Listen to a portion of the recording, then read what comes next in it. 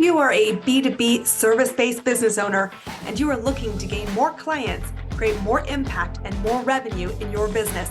Tune in to Amplify Your Marketing Message with Campbell Rapin. Every week, we're going to take you through how to build an audience of buyers, mastering your marketing message, and making offers that convert consistently. We'll see you all on the inside.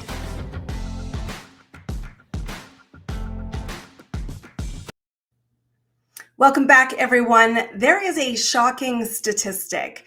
42% of businesses that disappear, close their doors, do so because of a lack of buyers, a lack of market who will invest in their programs and service offering.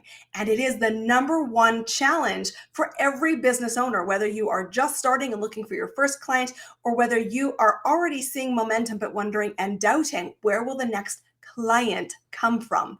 And I want to bring in today's episode a real focus around how to identify a buyer, because there's a lot of conversation about followers, list building, and I will tell you that sometimes that is a false shiny object if they are not buyers. And so let's start with the first piece of the puzzle. A buyer has an intention to purchase assistance, guidance, or support to getting a specific result. And that's one of the first pieces that is so often overlooked, is what is their intention? One of the philosophies that I work with my clients around when I'm coaching them and mentoring and guiding them to create a client growth engine comes down to the fact that there are 3 lanes of traffic in the general audience, and being able to identify where your potential person is at in a given moment will help you know when to focus, how to connect and engage, and how to pace the leading of the conversation. So let me take you through that, because it can be a great orientation to this. So often we talk about getting caught in the slow lane. A slow lane is someone who is in the realm of maybe what you do, but is on a long runway. And the problem you're trying to guide them to or solve isn't a today problem. It's a someday problem, which makes you a someday hire, not a must hire today. And getting caught here is the worst thing you can do, because you'll go broke emotionally, financially, and you are in convincing mode, and it's exhausting and not very effective, truthfully. So the slow lane is somebody who's saying, yeah, I know that happens. I know my peers and people ahead of me in the business world or in my life and my habits encounter that. But someday I'll need you. Be careful getting caught in the slow lane, because what is missing in the slow lane is the intention to solve the problem and make it a priority today. And today, priority intention is what you're looking for as a business owner to get the yeses, to get client conversion happening in your business. The middle lane is somebody who is seeing a problem repeat. And that's key here. We're not going to invest if something is a once in a blue moon problem.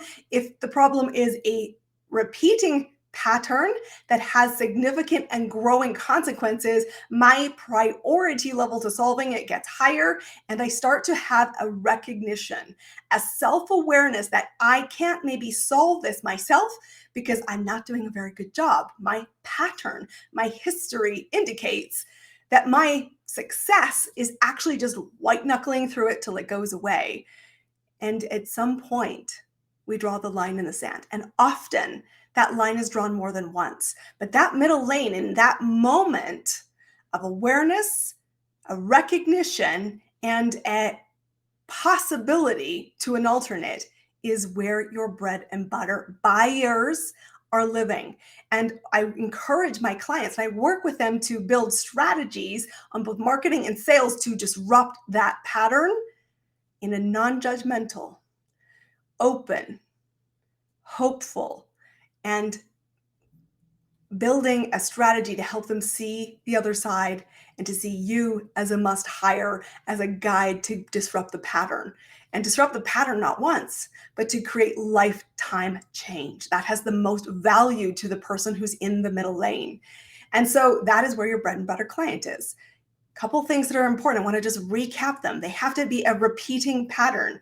They have to recognize that their own white knuckling isn't solving the problem, and they have to be open and prioritizing. It has to be a hot moment for them to say, yes, I'm open to looking at this because I am in my own way.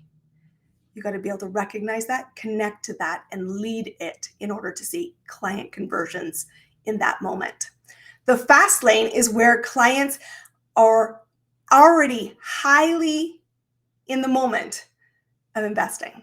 They've already made the decision to invest. They've already budgeted for the investment. And they are right now saying, who's the right person to build me certainty that I can get the result I want? Note I said certainty. That's a really important distinction here in the fast lane. And why I call the fast lane often unicorn clients? They're clients that you may not have had a lot of one-to-one engagement with, but they've been watching, they've been learning, they've been studying, they've been listening, and they've been in your ecosystem at a distance.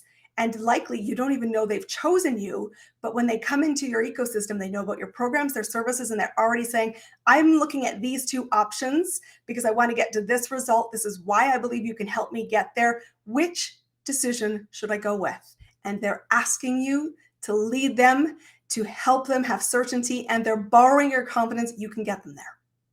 But those three lanes are really important. I want you to be looking for, leaving this podcast episode with, are they looking with an intent to purchase? Because if not, they're not a buyer. And be careful getting caught in the lane. And as you are out talking to people, making quotes, be sure that you know and you've audited where are they in this journey. Focusing on the ones that are ready to make the decision will have the best, quickest returns for your time and energy. So I want you to first off see that. And I want you to rethink. Number two, I want you to rethink, what does it mean to say, what is a client avatar? Because I think sometimes we have gotten really caught in describing the avatar by the demographics. When people come to me, I said, who's your client? They're like, she's 35, she lives in Connecticut, she's got 2 cats, she's got a university degree, and you're giving me her census data. And I said, awesome. Would you recognize her? Is it actually who's bought from you? And where did this information come from? It doesn't actually help you identify the buyer because demographics isn't the key to buying intention. What is key on buying intention is the pivot points. The pivot points for that middle and fast lane of, when am I done? When am I done my own BS? Recognizing my patterns are cyclical, I'm white knuckling it, I don't have the skills, capability, or commitment to change on my own. Because that truly is going to be far more important than a demographics. And so I work through in the Business Skill Accelerator with my clients, which is my flagship one-to-one mentorship program, a deep understanding of 3 very basic questions, but you have to go very far into the deep end to be able to, first off, identify, and then secondly, attract that buyer. The first is, why are you uniquely qualified to have a conversation with somebody in that pivot point? What do you understand about it? Not at the surface level, but at the deep end. What is the language, the pace, the consequences? You have to be successful in buying connection and getting conversion, have a really solid understanding of, I've been there. And I'm not going to judge you there. And I'm going to invite you to follow me from a safe distance for perhaps quite a while, so that we can build trust with each other, so that we can build certainty that I can walk the talk in the deep fire with you, and that I am connecting with you at a human level. So you have to tell the stories you're not telling right now. And you have to know what makes you qualified to sit in the darkness. The second so what question that I ask my clients to really get clear on is, what is the consequences of this pivot point? If I don't solve this and I continue to white knuckle it, what does it cost me? Financially, emotionally, within relationships? Because I want you to get really clear and hear this really, really clearly. People do not pay for your knowledge. They do not pay for your time. They pay for a changed behavior and result. Why does that changed behavior and result matter to them? And here's the second most important part. Why now is it a priority? If it's not a priority right now, you are stuck in the slow lane. And trust me, they're not ready to buy yet. So don't rush them. Encourage them to have knowledge, resources, and other materials, but don't rush the offer. So you need to understand deeply what the consequences are, because building a connection around the consequences and a deep understanding of you having walked that makes you stand out as a guide to the person on the other side. And it elevates you to the top of a very short list when they're ready to get out their credit card. The third thing that's really important to know is that you have to be brave. You have to be brave and understand the result, and to create value around the result, and to know what makes you qualified, why you, and you have to have leadership here. And I think sometimes when we go back to that stat, 42% of businesses are failing because they can't find buyers, it's because you're playing too safe. You're not telling the stories you need to tell. You're not understanding the consequences. You're talking to the wrong people in the wrong rooms. And I said, a couple things are really important. You have to know what the priority is. You have to know what the consequences are. You have to know why you're uniquely qualified. And you have to get visible with this. There's no shortcut to this. And it isn't about numbers. It isn't about simply list building if they're not buyers. I want you to grow your business and have an engine. One conversation, one client is the goal line. If your messaging is spot on and you can identify these potential buyers and you know when to lead the conversation, this gets easier and it gets into a rhythm. And so the third element I want to talk to you about identifying an audience of buyers that is so, so important is that you cannot sound like everybody else. So often we get lost in the sea of sameness. We are selling to our peer group with the same foundations, training, education, and background. And guess what? That's not where the buyer is. I want you to be shifting to think about, what is your client, the buyer, searching for? What words are they using? What result do they want? Why does that matter to them? And you need to recognize that buyers have the intention to purchase. So here's the really obvious thing, but maybe you haven't cottoned onto it yet. They have to have income to buy. And so many times when I see in the land of business, they're like, I want to sell something, I really want to help somebody, but if they are not motivated and don't have income to pay for your services, they're not buyers. And you do need to get into rooms and spaces where the priority is there, the income is there, and their motivation is within, because you need to stop convincing people. Convincing people is not cool. I just got to say that. It's not cool. And it is also highly ineffective. So I want to recap, because you need to be able to identify your buyer. And a buyer at its very heart is problem aware, is actively seeking solutions, is prepared to invest outside of themselves to getting an alternate outcome because their current pattern is repeating and not solving.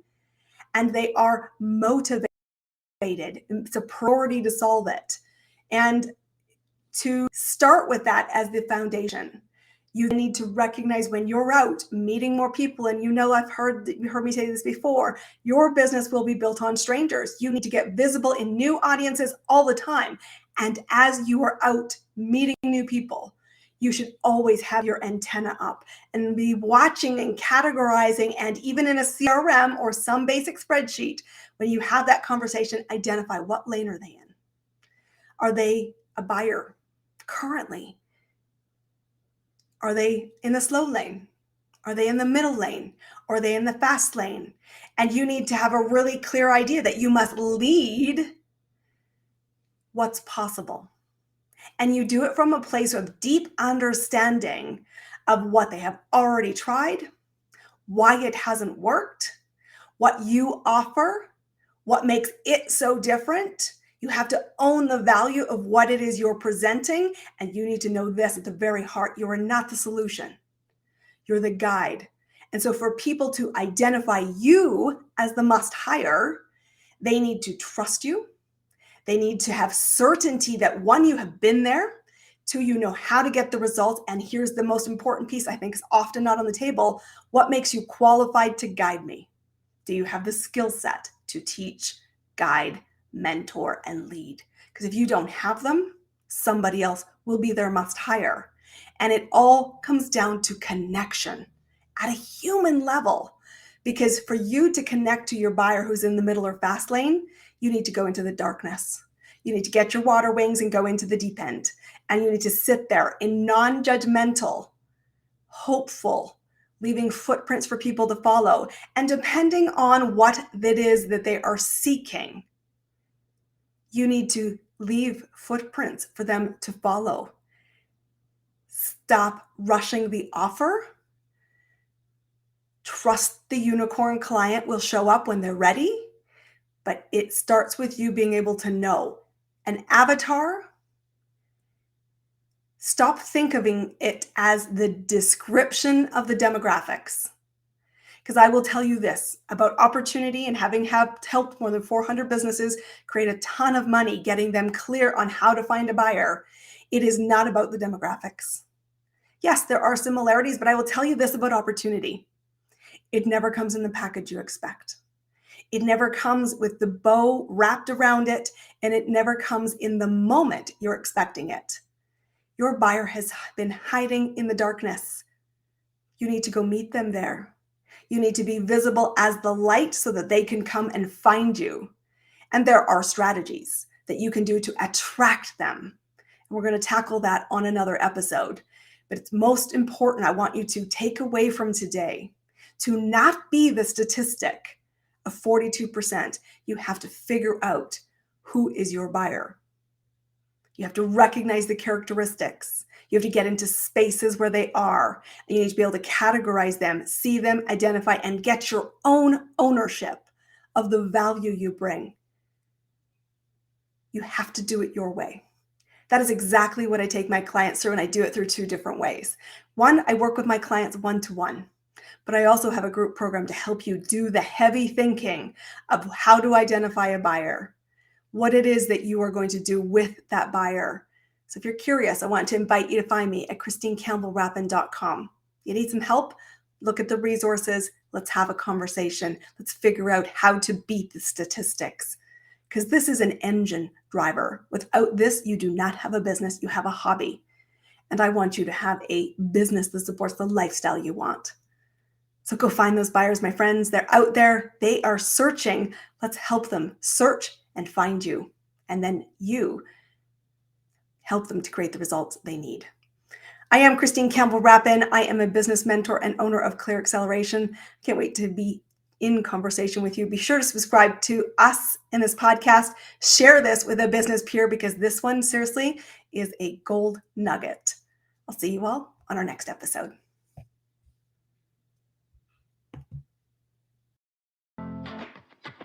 That's a wrap on another amazing episode of Amplify Your Marketing Message with me, your host, Christine Campbell Rapin. Be sure to subscribe on your favorite podcast platform so you don't miss another great episode. And be sure to visit ChristineCampbellRapin.com/podcast to get a free resource on how to master your marketing message. We'll see you all on our next episode.